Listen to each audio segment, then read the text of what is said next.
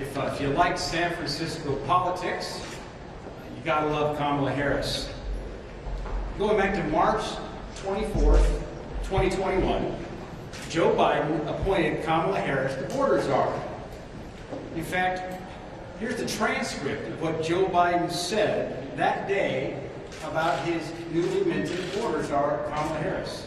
Quote, "I can think of nobody who's better qualified to do this. She is leading the effort. She knows what she is doing." Well, clearly, she did not know what she was doing. And enabled by Senate Democrats, we've seen the border go from bad to worse. It's gone from a crisis to a catastrophe. Now 10 million illegal border crossings and counting. Undocumented immigrants from countries on the State Department's terror watch list. Undocumented immigrants on the FBI terror watch list continues to grow. An illegal who was released into the United States shot a San Antonio police officer with a long rifle this past weekend.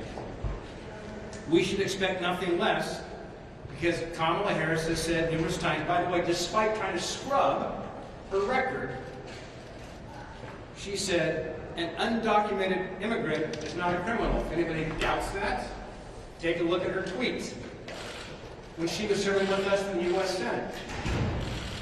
There's a reason why she was ranked the most liberal U.S. senator during her time in the Senate. By the way, they're trying to scrub that. That was on GovTrack. They're trying to get that removed digitally. But you know what gets worse? You remember that famous interview with NBC's Lester Holt? He pointed out to Biden's border czar, Kamala Harris, in an interview that she had not been to the border, after she claimed she had. Do you remember her response? She was a bit flustered and said, "And I haven't been to Europe." So I brought along a little chart here. Washington, D.C. to London's about 7 hours. To get from here to McAllen, Texas, about 3 hours. I understand she's headed to Houston. Might suggest a trip down to McAllen, Texas, and check out the southern border. You know, there's a big difference, though, between Europe and our southern border.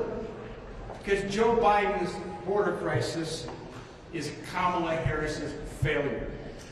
And the American people are going to hold this administration and the Senate Democrats accountable this fall for their failures at the southern border.